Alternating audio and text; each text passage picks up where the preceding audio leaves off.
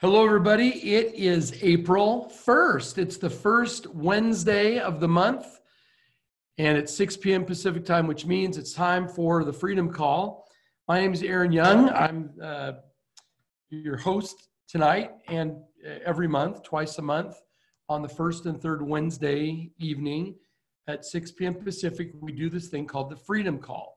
I started doing this several years ago because I had people coming up to me when I'd go out to speak, or they'd get me on the phone, or we'd have these chats, and they'd ask me questions about, what do you think about this, or what's going on, or what are you hearing, or how do I get my company to a certain place?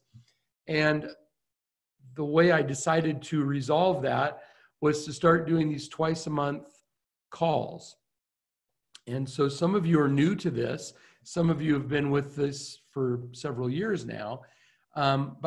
No matter if it's your first time or your 30th time, I want to welcome you here tonight. The goal of the call is really typically is for me to just share what I've been hearing as I've traveled around the world and sat in meetings and met with interesting people, and to pass that information on to you. And so in the future, because now you're a registered member, so if you decide you want to come back from time to time and participate, I'll always have my message, and then when I teach for 30 minutes or so, then we open it up for questions and answers. And that's the typical process. But from time to time, as the situation dictates, I invite experts to come on to share uniquely specific information that you need right now. And certainly this experience we're going through with the whole COVID-19 pandemic, with the shutdowns, with the whole government stimulus packages, the Fed stimulus, the grant, all kinds of things that are going on, has created some hope, but also a lot of confusion. And as is typical in dealing with something that's complex, and there are a lot of people on the government side that have certain responsibilities, and there's a lot of stuff coming from the White House and from the press and from all manner of print and broadcast media that is sort of touching on elements of this, but very few people seem to have a real clue as to what's going on. So what we wanted to do was tonight to bring on an expert in dealing with how to get government program money to the people who are supposed to benefit from it, in particular, the small businesses. And Ron Fossum and his team have been helping people sort out the crazy, complicated labyrinth of government regulations, government programs, all this stuff, all the way back. The team even goes all the way back to the BP oil spill, and they helped get over $40 million to their clients that were affected by the BP oil spill. Well, this stimulus package makes the BP oil spill, or the Exxon Valdez, or the crazy jury awards look like putting, going to a gumball machine or something. It's small change stuff. This is huge. It's huge, it's complicated, and it's going to make a huge difference. And even though they've approved these things and they're trying to figure out how to get the money to the people that are supposed to get it, it's complicated. So we've brought Ron Fossum here. His business, we do a lot of things with Ron. He's a trusted advisor to our company, Laughlin Associates. And we enjoy sending clients to him. His company, Tax Plan Wealth, is navigating these waters right now with their clients, all of their companies that they already work with. And I do want to say, because Ron wouldn't say it for himself, this call tonight is just to educate. There's no teasers, there's no dangling a little shiny object in front of you and say, but run to the back of the room and you can get something magic. We're not doing that. We're going to educate you, and we're going to pour out as much information as can be done in this hour. There will be a lot of information, I believe, that will become much clearer to you. You will be able to go out and engage with the government on your own, and I do not discourage you from doing that. But there are going to be people like me who would rather talk to somebody who's an expert and take their specific situation and work with that person. And if you decide that you like how Ron presents and you want to talk to him more, you'll be able to do that. But there is no special offer. There is no hurry up because it's only good for today. But if you decide you would rather have somebody guide you up Mount Everest instead of doing it on your own, you will have the opportunity to plug in and see if there's a match. For many of us right now listening to my voice, or that will hear this on a replay, you'll be able to do this yourself because we're going to give you a ton of good information. So we're going to bring Ron Fossum on. He's going to present for a little while, and you'll be able to write in the chat on the side if you have questions. I will keep an eye on the chat. I may jump in from time to time because I can't stand to not do it. But for the most part, Ron's going to come on and start to explain what he's doing already, things that are working, some of the positives, some of the horror stories that are already happening as people are trying to engage in this process.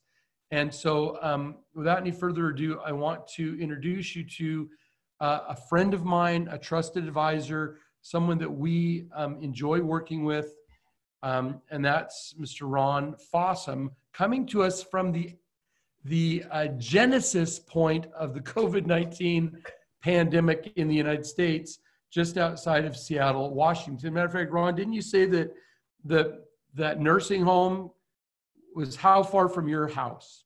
About 15 minutes. So really seriously, folks, it's not Ron's fault, but it did start in his neighborhood. Okay. And so anyway, with that, Ron, I'm going to, again, say thanks for being here. It's about 8 minutes after the hour. We don't have to end at 7 if we've got a ton of questions, but we will try to teach and then open up for Q&A and try to respect this 1 hour block as much as we can so that nobody feels like they're missing out. But folks, I don't know about you, Ron, but I'm willing to stay on for a little bit over the hour. Sure. If we have a ton of questions. Is that fair? Oh yeah, absolutely. Okay. Yeah. All right, so I'm going to mute out, and Ron, why don't you tell us just what you're seeing, what's going on, and how do people begin to participate in getting some of this relief money? Fantastic. Thank you for the kind introduction. I'm working off of what our interpretation is. We've kind of boiled this down to a cheat sheet, if you will. So I'm working off of that. It's literally changed 3 times in 3 days with new information that's coming out. And we'll give you an opportunity, if you guys want it, literally what we're using in our company to be able to make some of your own decisions. You guys will be able to get that at the end somehow. We'll figure out how to do that. Share the link with Aaron's group, or put you on a landing page or somewhere. But totally free. You guys can use it if it helps you, for sure.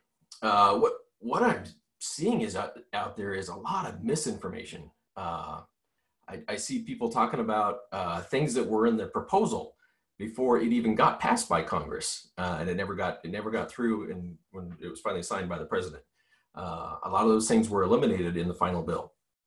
I'm also seeing a whole grocery list of items, like in a loan. Everyone's heard that there's this loan money, and there's this almost a lottery mentality around, hey, we got free money from the government, let's go get it. And there's 2 types of loans, and they're merging the ideas of the 2 loans. And so I've literally, the first 20 pieces of paper I saw this morning with client files, all of them were done wrong. Like the client was like, no, we did this, and this. And I'm like, that's this loan and that's this other loan. So my goal is to kind of break down the stimulus package. The good news is there's about 10 other items besides the actual debt. I don't know that going further into debt is the best solution for everybody. We got to think about this. It's debt. It's a loan, and there is no guarantee it will be forgiven. There's criteria, and I'll show you some of that criteria for getting that forgiven. But for some people, going into debt isn't the solution. But we'll go in through some of the other places that you can get money for sure. We'll talk about the 2 loans. There's 5 different tax credits. I don't know if I'll have time to get into the tax credits or not, but those are there. Mixing the 2 loans. What else? Here's a big one. So first of all, Congress and President passed it and then announced it to everyone before they had hired a single person, built a single website. Like when America found out that it was passed, that's when the SBA found out, that's when the Treasury found out. They're like, okay, this is what we have to work with. And then they went to work. As business owners, I think most of us are used to putting everything in place and then announcing to our client base that, hey, we have this new product, new service. We're dealing with the government. So 1, it's not going to be fast. Number 2, it's been messy, right? So out of this 880 pages of rushed legislation, not everyone's situation has been clearly defined, for sure, right? And so it feels like every day we're getting more and more info. So if you guys are on Facebook, you can track my updates on Tax Plan Wealth, just Tax Plan Wealth in Facebook. Last night I went live at, I don't know, 8:45 or something like that, talked for 45 minutes, which was way longer than I wanted to. And by 10 o'clock, SBA dropped some new guidelines that came out of nowhere, didn't know they were coming. And then I was like, so I stayed up to 1 o'clock, got that all underhand, and I'm like, great, I'm ready for tomorrow. Got up this morning and Treasury had dropped a few more things. It changed again. So it's a crazy world, and there's a lot of misinformation out there. I would encourage anyone, especially if you're doing this on your own, to fact check, like, what is your source? Is that coming directly from SBA, Treasury, or someone who's staying on top of this? For sure. I tell you the one in the last, this is Wednesday, I'm looking at a calendar, bear with me. Since Sunday through today, my partner and I have spoken to over 10,000 CPAs and taught them what we thought the process should be. And there's a lot of people. I'm sure everyone here, your Facebook feed is blowing up. All your emails are blowing up with people offering to charge fees to go do this. So one is, yeah, Aaron's dead on. You absolutely don't need to pay someone to go do it. If your business is shut down and you have the time to go do it, that's not a horrible idea. Just make sure you're doing it correctly, for sure. The other thing I'm seeing is a lot of the CPAs, accountants, tax preparers were charging fees for doing tax prep, which I totally get. Our company's going to charge fees. We're a for-profit company. And we didn't roll out our pricing because there was no guidance. As of last night, there is some guidance. Anyone who's taken money to prep their clients' fees to offer some of these programs is going to have to give that money back. It's just not allowed, or it could put that loan in jeopardy for that client. So we're a planning company through and through. We do business plans, we do credit plans, we do tax plans, help businesses reduce their taxes proactively rather than reactively. And that's really our niche. And so I was feeling like I was getting further and further behind what the market was doing. And then as of this morning, I was like, well, glass half full. It's paid off that we haven't rushed to the market, made some assumptions that weren't true.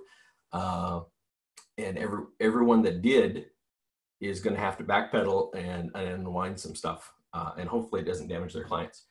So that's a super high level, but let's go ahead and jump into. I want to break down some of the things that are in the bill, like that you guys can use for sure. And some of these are going to apply to employees of a company, and some of these are going to be the employer of the company. And certainly the loans are more for the employer to cover certain expenses, and some of those expenses can be payroll. But these, like the first one, is just a stimulus check that everyone in America qualifies for by income. So it's probably most people have heard, it's $1,200 for a single person. You just get $1,200. If you're a married couple, you get $2,400. If you've got a dependent child, that's $500.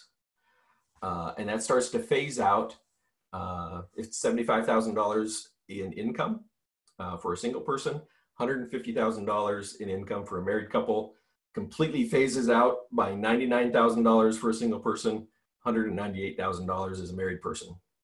And that's going to be based on, if you filed your 19 already, it'll be based on 19's tax return. If you haven't filed 19 because I've extended it, then it's going to be, they'll look at your 18. Either one is fine. If you haven't filed 18 and 19, there may be a problem with getting that check. Ron? Yeah. Is that based on your final taxable income or your W-2 wages? Yeah, that's your final. Okay, so you could have made $1 million, but if you had enough deductions that you got it down to 75, you would qualify for that. Yeah, that's my understanding, yes. All right, I just wanted to be clear on that. Yep. If you're scrambling and you haven't gotten your 18, you haven't got your 19 done yet, and even if the government runs out of money to actually send you cash, this can convert to a tax credit, which, so when you file your 2020 return in 2021, on that tax return, you can get a tax credit in an equal amount. So even if you don't get the check right away, you should be able to get a tax credit when you file this next year. So that's literally everyone in America based on those income limits, for sure. Then there is paid sick and family leave. So I'm a fractional CFO for about 6 different companies, and they can't afford a full-time CFO. And so I spend a little bit of time every week coaching some of those businesses. Literally just a couple hours before this call, I get an email from one of my business owners running a business, an at-home healthcare provider, a physical therapist type company. And so they're on the front lines, like hospitals are full. They're going and visiting people in their homes. And now that she's got 2 of her 20 staff have come down with COVID, one's in ICU, and she's in a panic, of course. When we all, if our very key employees, 2 very key employees are out now, and she's on the front lines, right? And they were following all the protocols, all that kind of stuff. So the peace of mind was, oh, and then one of them doesn't even have like vacation or sick leave or anything built up. Like they've used it all with normal family stuff. And I was just like, okay, so under this act, under the CARE Stimulus Act, if you are sick yourself, you have an employee who is sick, this is the formula. It's the lesser of average daily income or your salary, or $511 a day can be paid through the paid sick leave or the paid family leave. Either one of those, right? The lesser of the average daily income of the salary or $511 a day, the lesser of those two. If you're not sick, but you're staying home because someone else is sick, like childcare or school's unavailable or something like that, and so you're forced to stay home, that's a little different formula. It's the lesser of 67% of your average daily income, or $200 a day. So my business owner, if it helps them, she could go ahead and continue to pay them, and she can qualify under the Stimulus Act, the CARE Act, and get some of that money refunded back to her for taking care of her employees, which is really the fundamental of this whole thing is, how do we keep this economy moving? How do we keep people gainfully employed and adding value. And it's the whole premise of this whole thing. So paid sick leave and family leave is the second one, right? The first one was a stimulus check for everybody, paid sick leave, family leave. The next one, Ron, yeah. Real quickly. Yeah. There's a good question on here for that $1,200 per person, $500 per child. If assuming you filed your taxes, and so they know where you are and they know that you qualify, we've heard direct deposit. I guess there's a chance they could mail to you. And although I don't think we need to get into the deep logistics of what if you're living in your second vacation home in Costa Rica right now, and it's hard to find you. I'm just saying for the average person at home, will that check come in the mail or the deposit come right to your bank, or do you have to apply in some way? That is not super clear. And so we're assuming that the only comments that have been made by anyone with any authority is that they're going to follow very similar guidelines to the IRS. And the IRS always defaults to, can we do it electronically? If we can't, can we mail it? Or should we just send them a letter that says, hey, this money's coming, and let us know if this is the correct address. If you haven't changed your address in 10 years and there's some kind of suspicious that it might not be a current address, then they'll send a letter as the IRS's standard procedure. So we're assuming that the SBA is going to follow the same procedure because they're cooperating with the IRS on all of this. Does that make sense? Yes. But so I'm going to, again, this is just conjecture. Yep. My assumption is if you've gotten your tax refunds before electronically, that's going to already be in their system. Yes. Okay. Yep. Okay, keep going. Well, we have other questions, but I wanted to get that one before you went on. And we'll go back and clean up some of these other things after you've told us. Okay. And the assumption is also they could try to direct deposit, but if you've changed bank accounts, it bounces back. Same thing. They'll probably try to send a letter to try to track you down. But it's not that hard going to irs.gov and make sure they have your accurate info, right? That'd be separate from this whole process. That would not be a horrible idea. So check that out. The next one is unemployment, right? So in some cases, it's going to be better for your employees. It's better for you not to go into debt to pay your employees. It might be better for your employees to be on unemployment when you see the formula. It is, so unemployment is state regulated.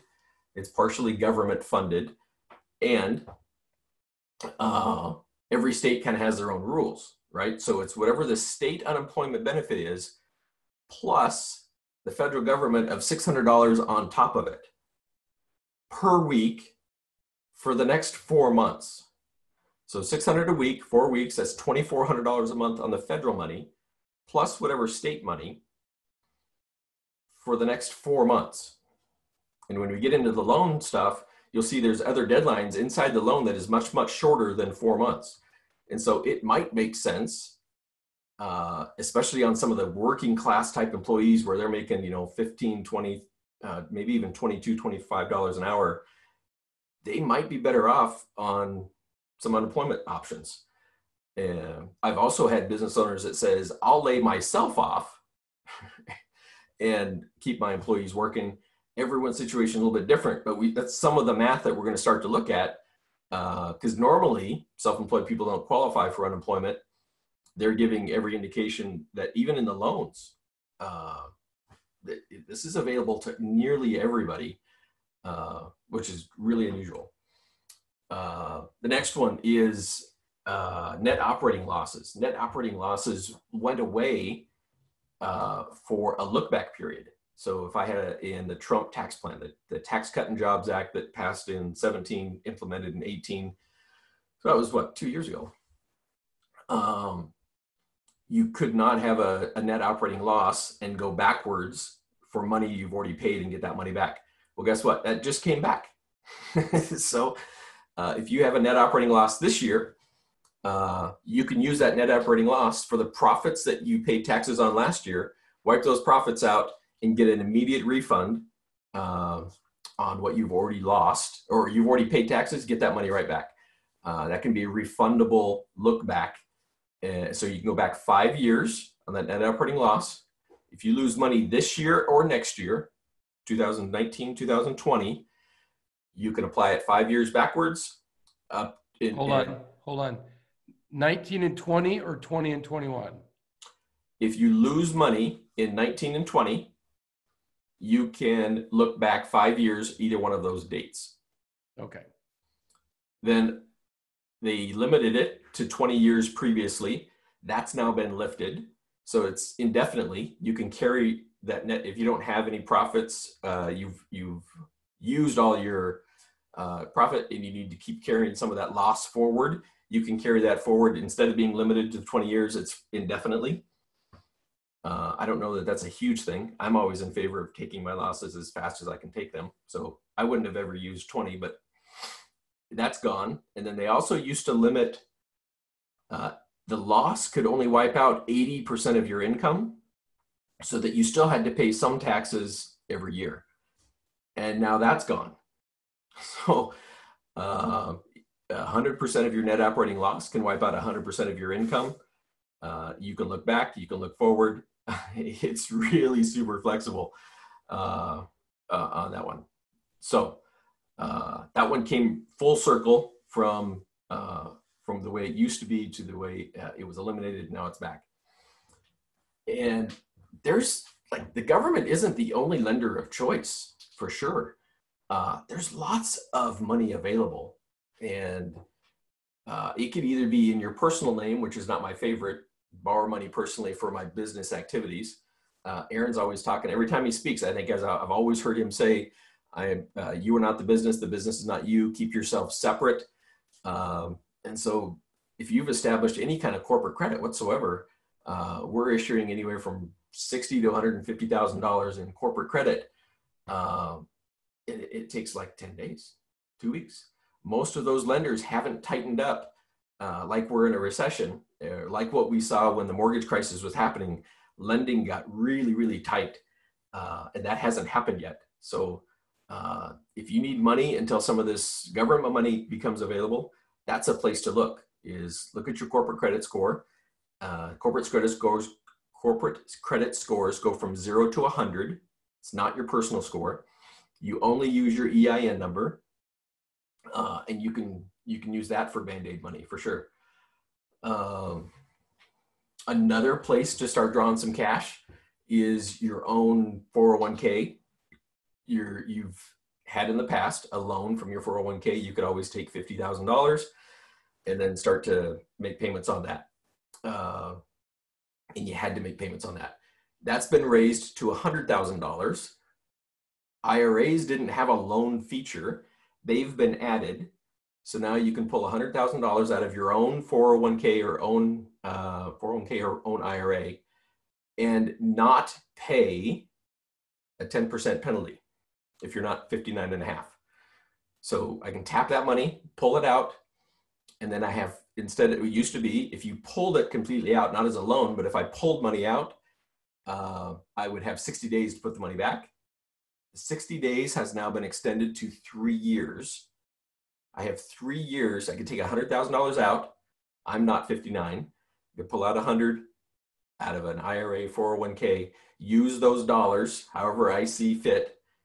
If after 3 years I haven't paid that back, then it is going to trigger a tax. You got a tax deduction to put it in, so you can have a tax. You're still going to have to pay taxes on that, but you have 3 years to pay taxes on that money only. So using your own funds might be better in some people's cases than going into debt, either personal debt, corporate debt, or even this government loan stuff. But that first and foremost, we want to remember that the difference, if we're going to go into debt, we better be sure how we're spending the money. And there's some criteria around some of that when it's the government money. And I'll break that down for you. How am I doing on time? I got 6:30. Okay, I'm going to have to speed up a little bit. Mortgage assistance is also in here.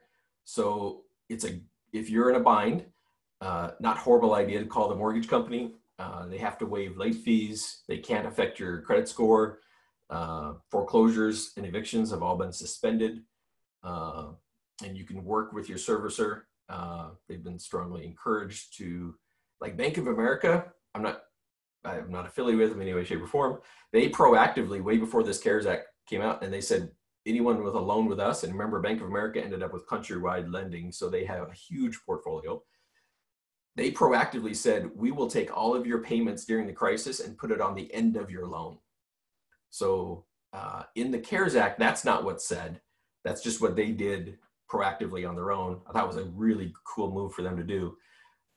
In the CARES Act, it's just everything's delayed and suspended. So that bill's going to come due more than likely, unless a company like Bank of America says we're going to put it on your end of the loan. That's the minority so far. Most of them are, if this ends up being 90 days or 120 days or whatever it is, you're going to have 3 or 4 or 5 months payments all at once come due. We kind of need to be prepared for that. So what else? And even a refi isn't off the table, right? If you've got a lot of equity trapped in your house, before this thing goes on too long, they're still lending, right? And before you go on unemployment, qualify for your loan. Wouldn't hurt to cash that money out, keep it savings in the bank. Cash is king. I think we've all heard it at one time or another. And even if it's a car, if you're super tight on cash, refinance your car, refinance your house. There's still very super attractive rates in there, some of the lowest rates in history on that debt. You can maximize all of your deductions and tax credits, tax exemptions. That's kind of all along the lines of tax planning. That's everything that we do is tax planning. How do we proactively, like this through July is kind of normally on my busy season for proactively looking at 2020 and saying, oh, if we implement this, this, and this, you're going to save another $15,000 in taxes or another $30,000 in taxes. So we're proactively implementing things, getting it in your books and documented properly, so there's no surprise at the end of the year. If you're waiting for the end of in accounting and tax, there's this expression called end of the year tax planning, and it's one of those oxymorons. Like if you're waiting to the end of the year to tax plan, it's already too late. That's not going to work. And then here's another one. This applies to every single business owner. The idea behind this stuff is how do we free up cash or cash flow? And so they said, what's one of the bigger expenses for the business owner? And they said, if we're going to give them some money through the loan program to keep the employee working, the next biggest expense for the business owner would be payroll taxes for each of those employees. And so we don't want to put an extra burden on them. So there's a delayed payroll tax payment plan or credit, if you will, but it's only delayed if you cannot pay payroll taxes on all of your employees through the end of the year. So from March 30th through December 31st this year, you don't have to pay, as an employer, you don't have to pay any payroll taxes.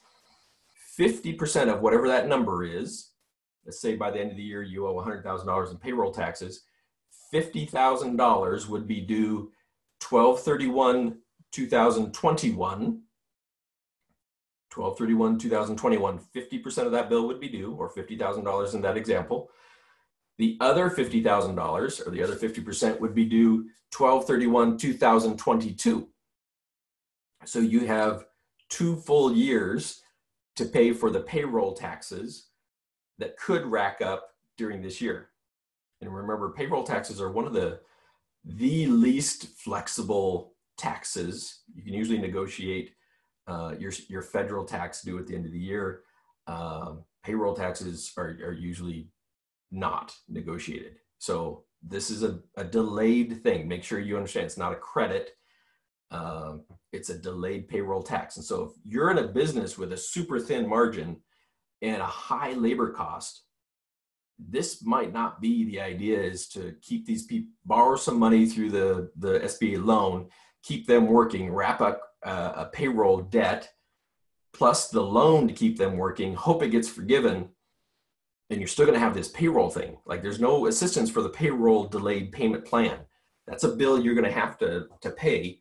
Just like if the mortgage company only delays the payments for a couple months, this one's coming due, but they've given us lots of time to pay it. So just start thinking through your business margins and this time frame of when you're going to have to make good on that one. So those are some of the big pieces outside the loan and loans. Let me jump into the loans and break those apart, because my big outcome for tonight is make sure you guys understand there's two loans, and they're very, very separate benefits, very, very distinct opportunities, and how you would use them, how you would spend them, how fast you got to pay them back, all those things.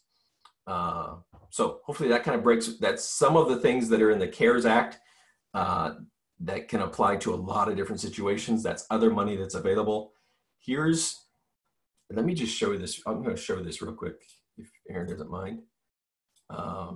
This is kind of cumbersome for sure, but Aaron, can you tell me, are you seeing my Excel sheet or?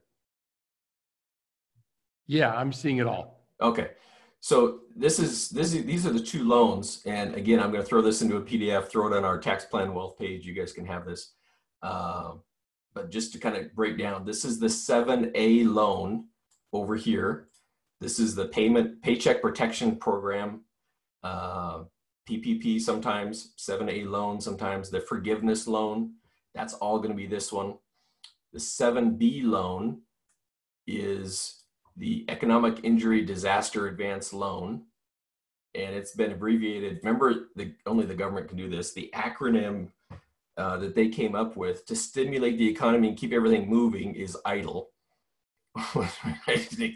No sense whatsoever.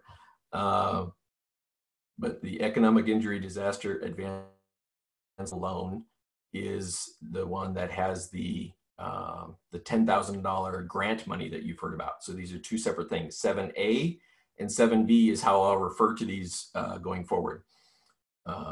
Just so you guys know. If you want to take notes, that's great. If you want to grab me later and have you send this this spreadsheet that we've been working on, happy to share that with you. I'll just give you the disclaimer that this is accurate to the best of my knowledge, subject to change. It looked differently yesterday. It looked differently this morning. And who knows, by the time I get off this call, maybe there's some more information that's dropped. So SBA and Treasury they're moving fast, and things are changing. Everything's in a very liquid motion for sure. So let's start this. So if you're in this, let me start. This is kind of backwards. So right now, the 7A loan isn't even available.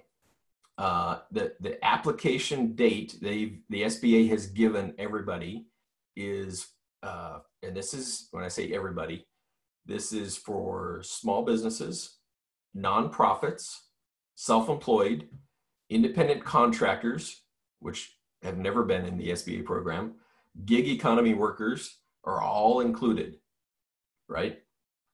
So, on 4/3/2020 is when they're saying they'll have all the guidelines out and a process to actually get the whole thing started. So that's 2 days away. So hopefully they're making great progress on that and strides. There's a second date for sole proprietors and independent contractors, and that's going to be 4/10. 4/10. For some reason, they broke those two groups up. I'm imagining as a sole proprietor and independent contractor, it's harder to verify that income. And so they're probably going to have separate process. It would make sense that's why they're delaying it a week to be able to verify that. So the 7A loan, the date is 4/3 and 4/10 is what they're promising. The total amount of money for this was $349 billion. So everyone's just rounding up to $350 billion. And when you look into how they tried to come up with that number, that's a big number, right? They said this is all payroll for small businesses in America for the next 6 weeks. For the next 6 weeks. That's how they came up with that number. And you'll see when I get to the bottom of this explanation, this is an 8-week program. So there's a couple weeks missing in their formula for sure.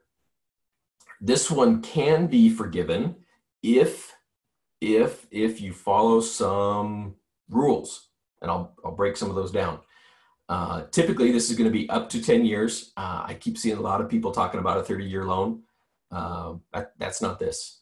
This is going to be up to a 10-year loan, and this one's being misquoted all the time as having 3.75% rate. The code says up to 4%, not to exceed 4%.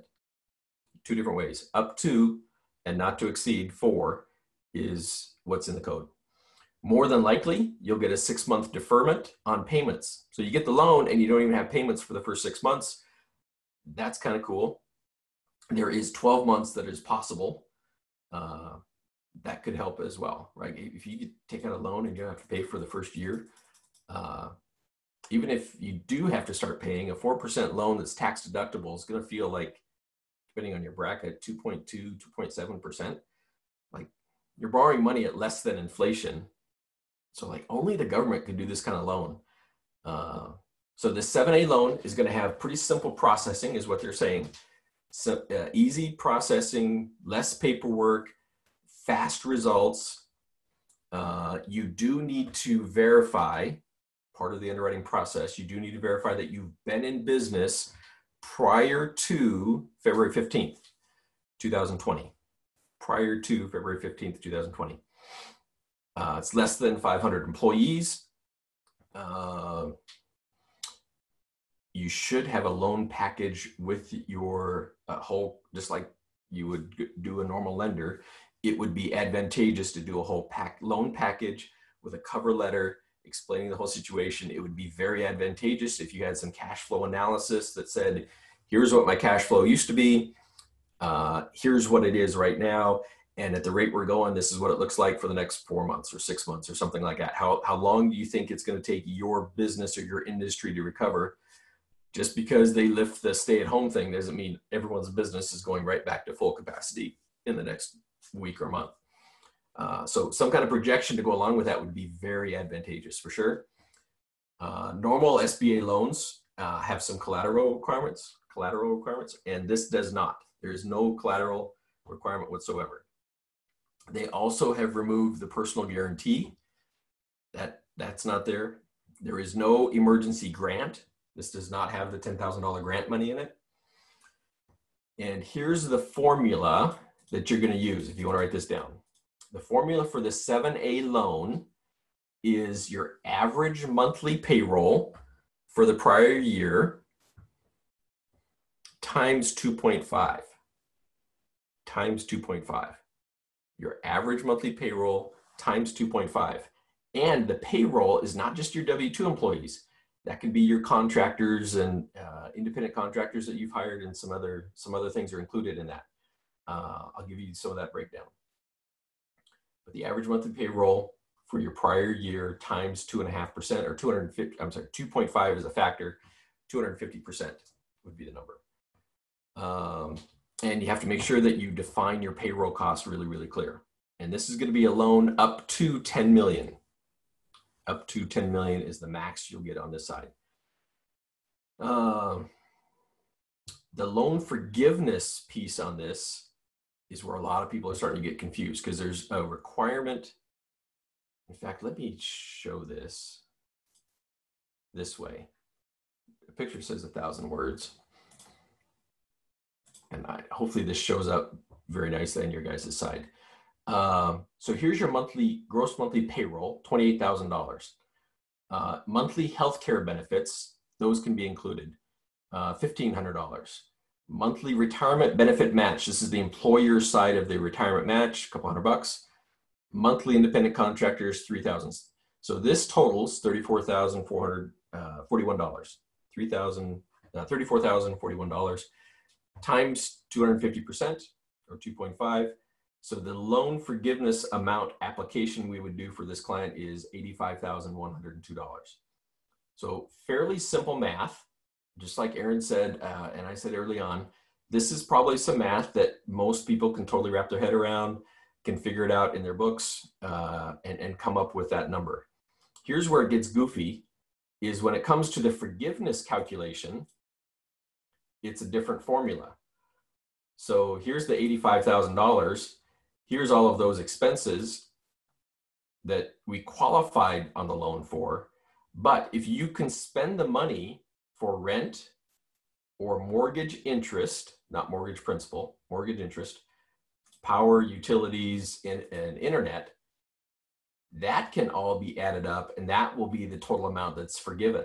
All of this can be forgiven. Even though these last three were not included in how you qualified for the money, it can be included in how you get the loan forgiven.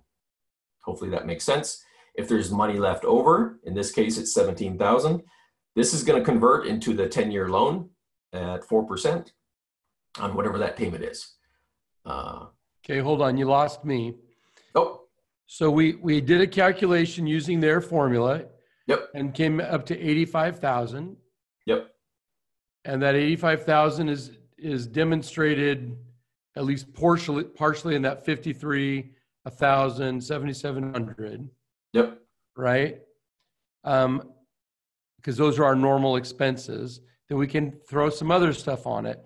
But you're saying, so if this thing, because there's a good chance it's going to go beyond 2.5 times a monthly payroll. Yep. Right? But you're saying that it's not necessarily 100% forgiven, although the payroll part, based on this, would be theoretically fully forgiven, but there may still be some money you're going to get that you may end up having to pay back. There's one more criteria I should have done before I switched over. This is over the next 8 weeks. So you get your loan, and 8 weeks from the time you get your loan, this is how you spend your money. If you spend all $85,000 this way, then your loan amount would be zero, and 100% of the loan would be forgiven. If you get $85,000 and in 8 weeks you spend the money this way, that's only $67,000. This is going to be a loan that you will have to pay back. Yes. Okay, cool. That's good. And that then begs one more point, which is somehow we're going to have to be accountable for this. Yeah. So we need to have good financial records. Yep. They're not random in a checkbook somewhere, that we've actually shown here's exactly what we did. Absolutely. If we hope to have it forgiven. Well, just in a lot of small businesses, there can be a little fudging on things. We fall in love with TurboTax and stuff, right? And so I just want to be clear that even if this comes back to us in relatively short order, we get it. It helps bridge the gap. You can't forget what you did, because at some point you will have to reconcile this. Yeah, absolutely. The latest idea that came down, so it was originally, we're like, oh, well, we applied for the SBA loan, and in 8 weeks we're going to have to show how we spent the money. We knew that part. Today they said, you're going to have to go back to the lender that gave you the loan, and the lender will verify. Remember, your lender has never filed taxes. He's not an expert in books. He knows how to fill out applications and submit it to the underwriter. But the SBA is trying to push that down to every single lender. I can't fathom some of these people at retail bank levels being able to decipher some complex books. But that's the idea that came out today, that's how they're going to handle it. But that's going to be goofy for sure. And I got to think there's some bright people involved in making those decisions. But I know several of my local banks and my local lenders would not have the capacity currently, for sure. They could hire for it, they could train for it. But today, they would not be able to look at a whole bunch of books and make sure at an audit level process that the way the money left the account was truly correct. Like, it's a little bit scary. And if you fail that audit, if someone rubber stamps it and says no, you're on the hook for if they say no on the whole thing, you're on the hook for the whole thing. It's not a foregone conclusion that this is going to be a forgiven loan. You have to spend it in these categories. And again, 10-year loan at a 4% rate is not a horrible loan. But if you've got one of those other programs out there that band-aided your company together, those could be other better solutions than this, for sure. For sure. Does that make sense? Yeah, I just flip it a little bit and say that if during this time as employers, because this is primarily affecting employers or solopreneurs, independent contractors, gig economy, right? So if we can find a way through the government's help to bridge the gap and get back to a strong economy in several months down the road, however many months that is, 3 months, 6 months, getting a 4% loan is not, and with favorable repayment terms, is still a very good thing. If you can keep great records, and I'm sure they'll come up with some little form or some digital thing where the banks will figure something out on this. I do think that if you can keep track of everything and get free money, that's also freaking awesome. Yeah. But if you only are looking at it as free money, just, give me the money and I'm going to hit the road, you're probably doing yourself a disservice. This is going to be a time to use an abundance of organization to keep track of exactly what happened during the time in question, and probably even beyond that, because who knows how they'll have to morph this depending on how long they keep things shut down. Yep. If the longer the stretch, my guess is the more lenient these terms will end up. The quicker we get back to work, the shorter the window would be a logical presumption. Of course, we're dealing with government. Doesn't mean it has to be logical. Yeah. We have about 7 more minutes till the top of the hour. It doesn't mean we have to stop then, Ron, but in case people have a hard stop somewhere, are there any other things they need to know? Like, how do they start to do this stuff? Or what's the most important stuff you can tell us in the next 5 or 10 minutes? And then we'll go and answer some of the questions that we're getting. Yeah, let me bounce over to the 7B loan so I don't leave that thing out, because that is available right now for sure. And I'll just hit the high points on that one. It does not have any loan forgiveness whatsoever. The 7B loan is that EIDL loan, Economic Injury Disaster Advance Loan. The SBA does have, so tonight at midnight will be 3 nights ago is when they put up that website, and there's a process there to do it. That's for business owners, sole proprietors, nonprofits, independent contractors. There's a unique one here that ESOPs qualify. If you have an employee stock option plan, they also qualify for the EIDL loan. It can be up to 30 years. I doubt most of that will be. Most of this should be in the 7 to 15 year range. It specifically states 3.75%, where the other one says up to 4%. Nonprofits can borrow money at 2.75%. Same 6-month deferral on the payment. If you currently have an SBA loan, you probably have a 6-month deferral waiting for you. You just need to go talk to your lender. This one's going to be a little bit more stringent requirements. There's going to be more paperwork. There's slower processing, but this is the one that also has that $10,000 grant. So they call it a cash advance. Upon application, they call it a successful application. After it's been uploaded, manually reviewed up to 2 weeks, then once the application has been approved for review to go to underwriting, not that the loan's been approved, that the application is a successful upload, and yes, it's a successful application. 3 days after that, you can have a check, a $10,000 cash advance on the loan. Even if you don't qualify for the loan later and you do get kicked out, everyone can have that $10,000. So the first one was $350 billion, 7A loan. This one is only $10 billion. So reverse that math. $10 billion, everyone's going to get $10,000 really fast. That means 1 million people are going to drain this $10 billion fund pretty quickly. So this loan can be up to 2 million, but if everyone takes the $10,000, it's going to go quick. Like 1 million business owners is not that many in America. The personal guarantee is only gone on this one up to $200,000. So if you go for $400,000, $500,000, $600,000 on this one, you're going to have to put a personal guarantee on it, which again, this is debt. Be really careful that this is how you want to use the money. The final loan amount is going to be determined by the SBA. Technically, it's not forgiveness. It's a cash advance that can turn into a grant.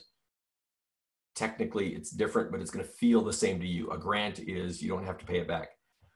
You can apply now. Everyone's likely to get it. Both of these are going to expire.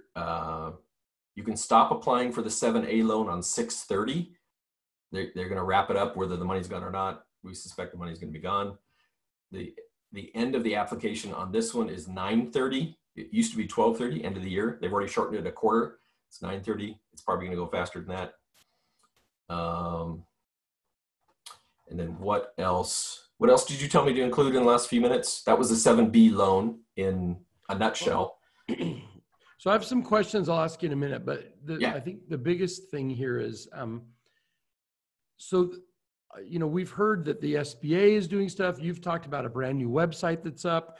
We've talked about dealing with a lender, because of course most SBA loans are provided through commercial banks.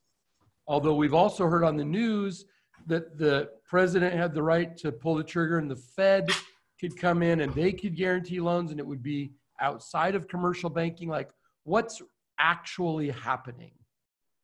Because we've heard all kinds of conjecture over the last 10 days or so. What's actually is this all being administered by the Small Business Administration, or is there somewhere else to go, like directly to the Federal Reserve? Yeah. So yeah, none of this. The Federal Reserve. Call Mnuchin and just get his cell number. The Federal Reserve is behind the scenes on all this. There's nothing you'll ever, as a taxpayer or a borrower, ever deal with the Fed.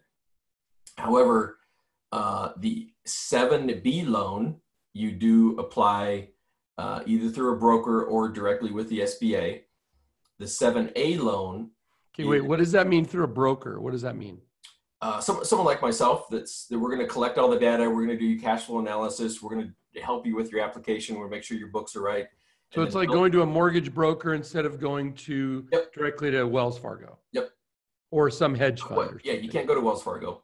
Yeah, but I'm saying in a different loan situation, you're going to a broker instead of getting to the hedge fund that's actually going to fund the loan. Exactly. Okay. All right, keep going. And then the 7A loan is through lenders. So that would be your retail bank. Okay. For sure. And I believe the 7A loan, no one's allowed to charge you an upfront fee. And so that's why I think a lot of my cohorts that we're trying to, in an effort to try to help clients, rushed out a price list. This is what we're going to charge. They've collected money and now they are going to have to refund that money. I think that's on the 7A loan, is where you can't charge an upfront fee, for sure. So all of this is directly to your answer directly. All of this is directly with the SBA, whether you're dealing with someone to help you put your paperwork together or not. But the SBA is funded, like they have the money, the government's printed it, given it to them. They have it. So we're not waiting for it, but the Fed does get involved on mid-sized companies, because this is $2 trillion for small businesses. There's another $4 trillion for mid-sized companies, and the Fed is very involved with that, but that's more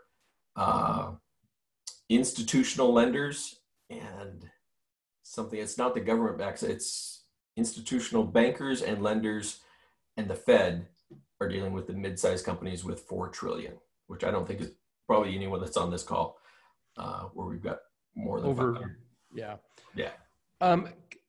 one person says, can I use the $10,000, grant money from the 7B to close an existing business and start a new business? And I think the answer on that's going to be yes. Yeah. Yeah. Because it's just a loan. You can do with it what you want. A loan that turns into a grant that you don't have to pay back. Yeah. There's no requirements on how you use the 10 for sure. Yeah. It's not like the 7A loan where you have to we're using it specifically to deal with payroll related issues. But that leads me to a great question though. The follow-up to that question is, can I qualify for the 7B right now? And in some of my financial hardship, I'm going to claim some payroll and then turn around when the 7A becomes available and I can submit that. You can actually eliminate yourself. If you claim too much in the 7B, you can have both loans, but you can't have the same expense in both loans. You can't double dip. Nope. So Joanne Tan, that answers one of your questions. Nope. There's even a triple dip. If you take the 7B with some expenses, that's fine. You can take the 7A with different expenses, and that's going to be payroll. That's fine, but that eliminates you from taking the retention tax credit, which is, I want to say it's either $5,000 a head or $10,000 a head for retaining employees as a credit. We went through a larger company's numbers earlier today, and it benefited them to not take the money and take the grant, or I'm sorry, the credit. But again, everyone's situation is a little bit different. So that's some of the math that you're going to have to be able to figure out. It's not like I'm just going to go get another credit card. This is complex.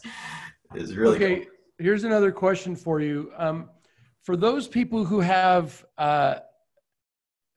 kids that are over 17 years old, so maybe 18, 19, maybe they're in college, they're still considered to be dependent. Yep. Right? Yep. So the question says, for those of us who have kids over 17 years old, who we are claiming on our taxes as dependent, is it true they will not be able to get any of the stimulus money? For instance, let's say there's people who are servers, or they're doing some sort of a job, and now they've been furloughed from the coffee shop, from McDonald's, from whatever, and they're a college age kid or whatever. How does this apply to underage kids and dependent, like college age kids? Yeah, for sure. So first of all, if they're dependent, they're allowed to be a dependent up to age 26, so long as they're in school. So you're still going to get the $500 per dependent child in stimulus check, the $1,200, $2,400, and $500 for the kid up to age 26. Which has nothing to do with unemployment. Correct. That's all about the family. So mom and dad could get the $500 for that child, but separately, if he's laid off from McDonald's or coffee shop or whatever, he can still go apply for unemployment. And he'll benefit for that. Perfect. Okay. And if he has a side business, so he's working a W-2 job and he has an EIN, an LLC with an EIN, he's all set up and he's mowing lawns or something, and now he can't, that business then can qualify under all the business opportunity stuff. So here's one. It's a tiny bit convoluted, but I'm going to try to get it right. Okay. Can a self-employed owner, so if you have a self-employed owner of a sole proprietor, so that's there's some terms here that are not accurate. But basically, if it's saying if you're a sole proprietor, or if you're an LLC, so quite different, can you qualify for both the SBA loan and the unemployment benefit for yourself? Yes. Okay. I'll qualify that with subject to your state's guidelines for unemployment, but generally, yes. Do the IRA, taking money out of your IRA or 401k, does that apply to a Roth IRA? The 10% penalty would still be waived, but and it depends on your cost basis. Normally, without this stuff, you can pull out cost basis anytime in a Roth without any taxes. So if I've got $150,000 in there, $50,000 is gain, I've contributed 100. I can pull out the 100 anytime without any of this. So this would waive the penalty if I'm under 59 and a half. And yes, you could do that if it's if that makes sense. The cost basis is what is going to drive that. You can do that normally. On the 7B loan, the form asks about the amount of loss for your business due to COVID-19. So do we just project the anticipated loss amount? Yeah. This is going to go back to that, this is not the reconciliation. 7B, you're going to pay it back anyway. This is just helping you determine the size of the loan. Yeah. Yeah. And it's still going to be subject. You can put whatever number, you can put 20 million in there. But it's still going to be subject to SBA approval. Yeah, they're not going to give you more than they think you can handle. Yeah, and the math should be what is your economic loss so far, and then what's a reasonable projection for your niche or industry, 3 months, 6 months, whatever. How do I qualify for 7B? I just started my business in November. You just said, what's that? They qualify. Yeah, it'd be by the middle of February, right? Yeah, in fact, if you didn't start your business until January, so you were not in business in 2019 at all, so where everyone else has to use 2019 numbers, you opened in January, like poor time. I feel sorry for you. Poor timing. 2 months in business and this thing hits. But there's an exception inside the rule that says they'll use January, February for you guys, and that's your number. Which for a lot of startups may not be a very elegant number, but no. Then it says, how do you project 3 months loss of revenue, 6 months loss of revenues? Like what? I don't know that there's a rule on this. I think the idea is you're asking for a loan to help stem the tide, and you are going to ask. I'm going to tell you what I would do. Even if you're projecting, I would project high and let them come back and, ask for 500,000 and get 250. It's better than doing complex projections and getting less money. If you have the wherewithal to pay it and they're willing to give it to you, this is inexpensive money if you're able to qualify for it. You're dead on. I'll give you one true story. It just happened last night. My partner and I got an accounting firm's, it's a large accounting firm doing about $14 million a year. They prepped their own loan app and then paid us a retainer just to look at it. And so they sent us $2,500, just make sure our math is right.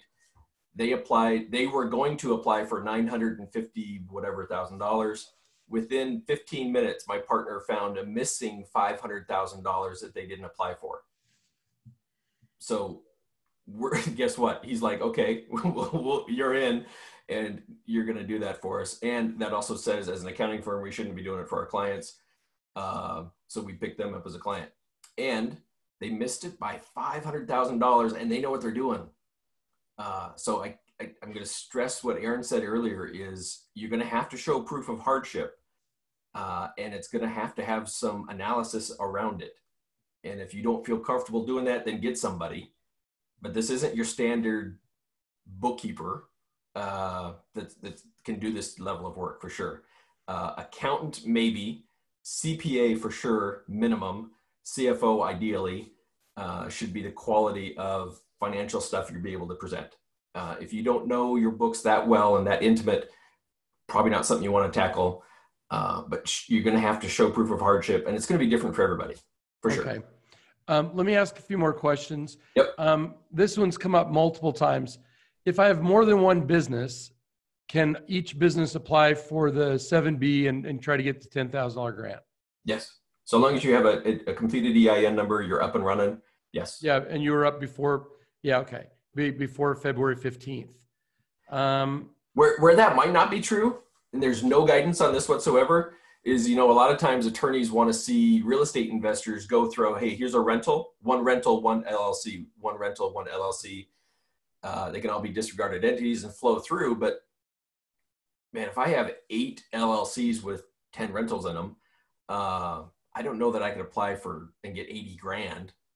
Like that seems like a too good. It'll probably be treated like taxes where they consider it a control group.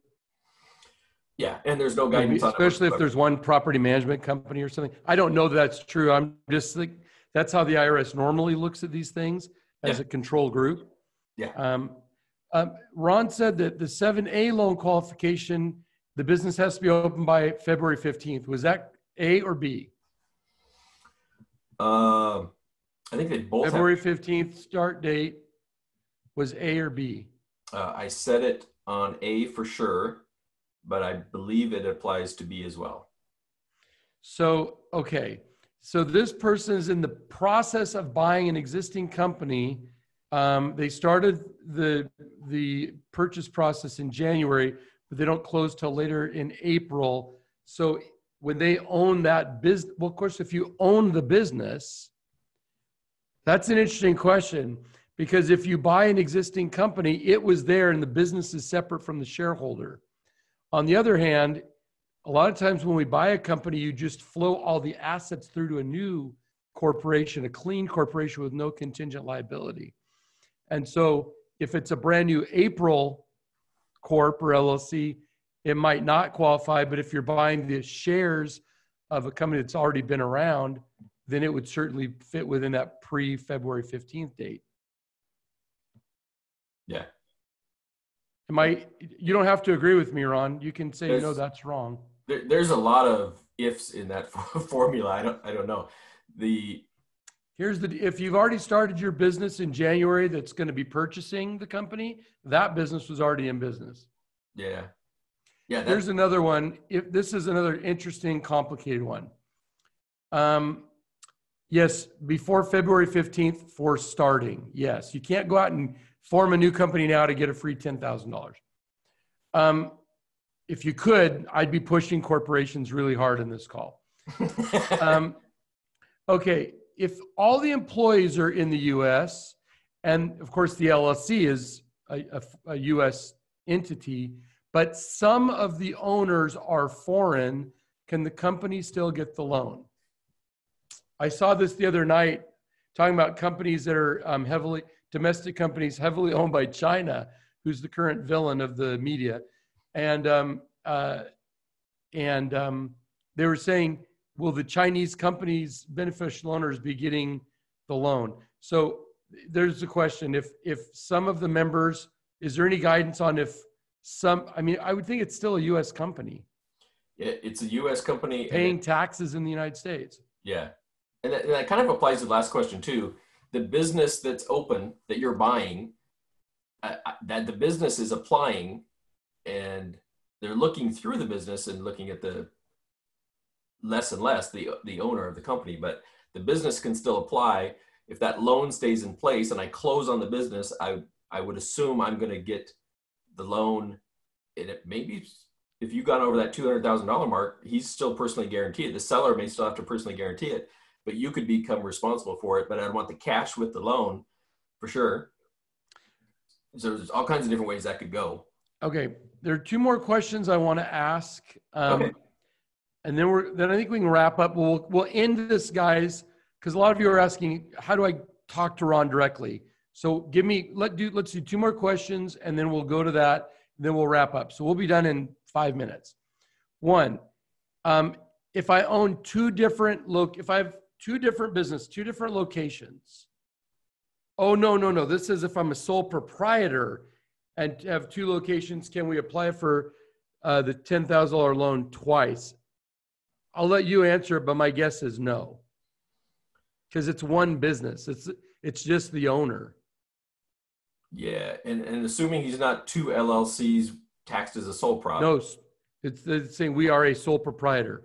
So I'm assuming that means no LLC, no corporation. Yeah. Sidra, is that correct? Yeah. You cannot be a sole proprietor doing business as an LLC. That's backward. You can be an LLC that's just a pass-through. There's a question here. If a business is using an EIN as a sole proprietor, but doing business as an LLC, I don't know how you would do that. I don't know how you would do business as an LLC. You either are an LLC or you're not. If you're a sole proprietor, though, you can qualify for these loans. Yeah. Yeah. At 7:12 p.m., you said, if I have an LLC, I can also apply for unemployment. But you also said, if you're doing the payroll loan, if you went and got money to cover payroll, then you wouldn't be unemployed. You'd be getting paid. So you can't both get money. Because remember, you can't, and if you're firing people, you're not going to be able to get the money for that. It's got to be based on your actual payroll. So you can't double dip. Is that the point, Ron? Yeah, that's I can't get a loan to cover my payroll and qualify for unemployment. Correct. And if you've laid people off, you might be able to trick somebody. Well, here's where it gets messy is what if we've already laid people off, but now I go get this 7A loan so I can bring them back. You're penalized if you've laid people off on the forgiveness only. So you're not penalized like there's extra fees or anything. They're just not going to forgive it.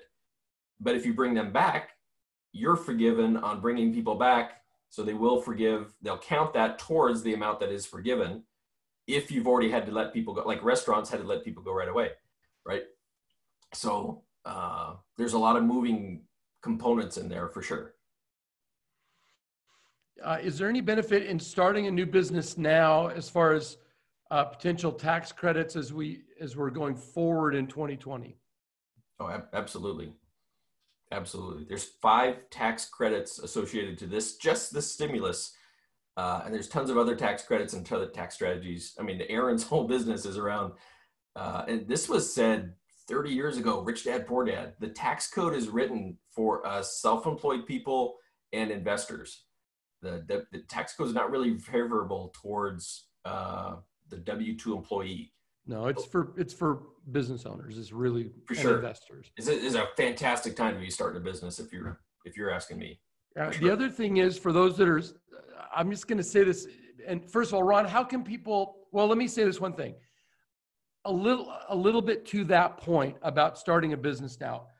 If you're a sole proprietor, I think this is an outstanding time to form a corporation or LLC, especially a multi-member LLC, not a one-member LLC, but corporations or LLCs, because if you're dealing with other people, if you have contracts, if you had obligations, if you had one employee somewhere, I mean, I don't mean to be a doom and gloom guy. I'm actually a very optimistic guy, but I believe there's going to be a ton of litigation coming out of this.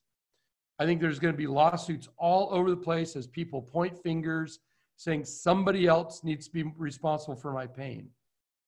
And to that end, I think the quicker you can put that fortress up around you to protect your personal assets, the better. And especially going forward. We're in kind of a Wild West mode right now. We're dealing with a lot of things we are not used to. And this is a great time if you have money at all or anything to protect. This is a terrific time to quit waiting around for when I have time to do it. And whether you use Laughlin or somebody else, you do want to build some protections around that separate your business activities from your personal estate. Because if you don't, and if you do get even some inane, ridiculous, frivolous litigation, it will end up really hurting you. And I don't know how to overstate how many people come to us, and you may have heard me say this before, event driven. They've gone through the ringer, they got their tail kicked, and now they're like, I can never let that happen again. And then they all of a sudden realize, oh, this stuff matters. And it matters to be using the corporate compliance. I'm not trying to sell you anything. I'm just saying this is why the clients that are prepared get through the rough times, and the ones that are unprepared come back bloody and beaten, but then they fix it. And a lot of people don't believe anything can ever happen to them, but it does. I'll piggyback that. I think you're dead on. The litigation wave is going to be behind this for sure, without a question. It's a foregone conclusion. It's the American psyche and litigation society we live in. Someone else has to be at fault for what the losses I've experienced. It can be employees, it could be vendors, it could be partners. It could be clients that didn't get exactly what they thought they were. It could be gift cards. I see so many businesses offering gift cards and they're not holding money in reserve. They're using it for operations so that when they have to deliver on that 6 months from now, and they don't realize gift cards are regulated in almost every single state, they're going to get themselves in trouble if they're robbing for Peter to pay Paul kind of thing. That litigation's coming. And so even if, and it's the same thing, I try not to live in the doom and gloom, but the reality is some businesses should close their door based on their situation right now, their industry, their niche, whatever. If that's the case, frequently what business owners do is just what they call administratively let the business close. And they just kind of park the car on the side of the road and walk away. And when the state Secretary of State fees aren't get paid or whatever, then the thing kind of starts to crumble on itself. They take all the money out of the bank account, but never really close it. That's a big tail. Yeah, that's actually, you can't, people do it, but if you get caught, it's a problem. You have to officially dissolve the company, pay the taxes, do the final return, have a board meeting. You have to do all of that stuff, or that thing's not really done. Yeah, that's where I was going. Okay, sorry. No, yeah, you do this more than I do. But I was just piggybacking on your comment. For if you're in that position, then let's acknowledge it and do it formally and do it correctly so that you don't have this thing following you for years and years. I'm not saying that's for everybody. I think there is a huge opportunity if you're focused on it. Maybe it's shut the business and open another one that looks very similar, but let's do it right. Yeah. But if you have an opportunity to continue to grow, then this is a good bridge and very inexpensive money and relaxed regulations, and compliance measures to get the money.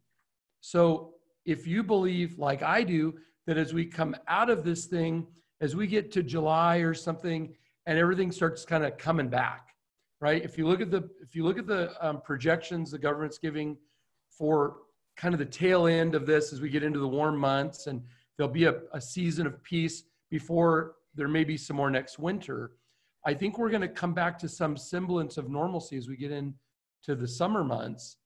And if you can pop back up and grow again, this is a very wonderful time for small business owners to get access to capital they may not have been able to get before, as long as you're not just consuming it.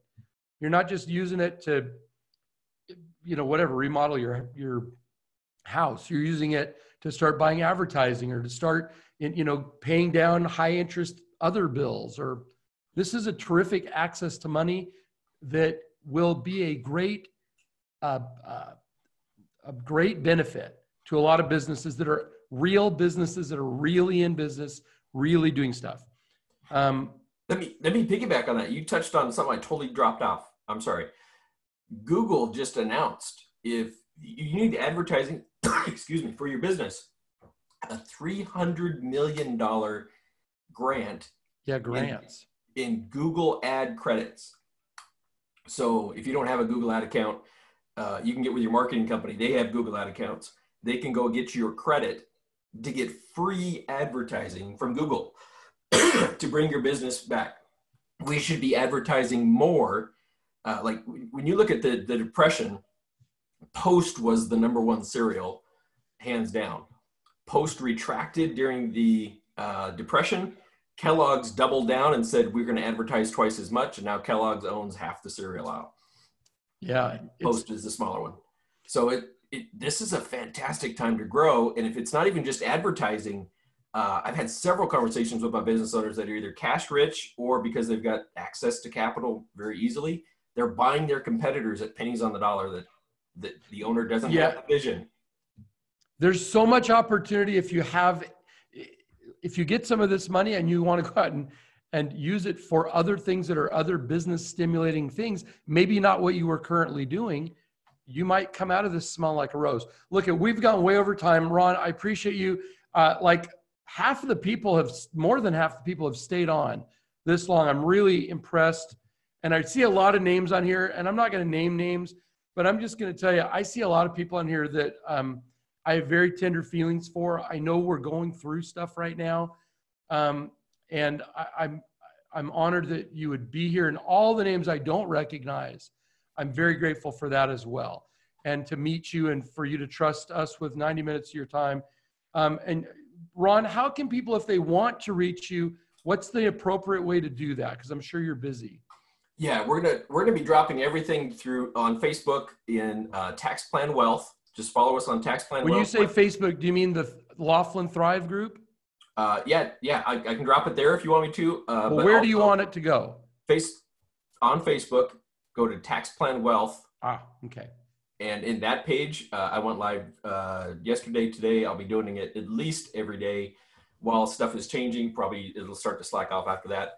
We'll also, goldentaxrelief.com is our website. I believe it's not up tonight. It should be up tomorrow.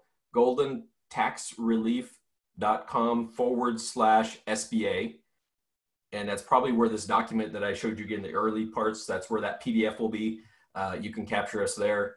But breaking news, Facebook Lives for sure, or on your Thrive group for sure.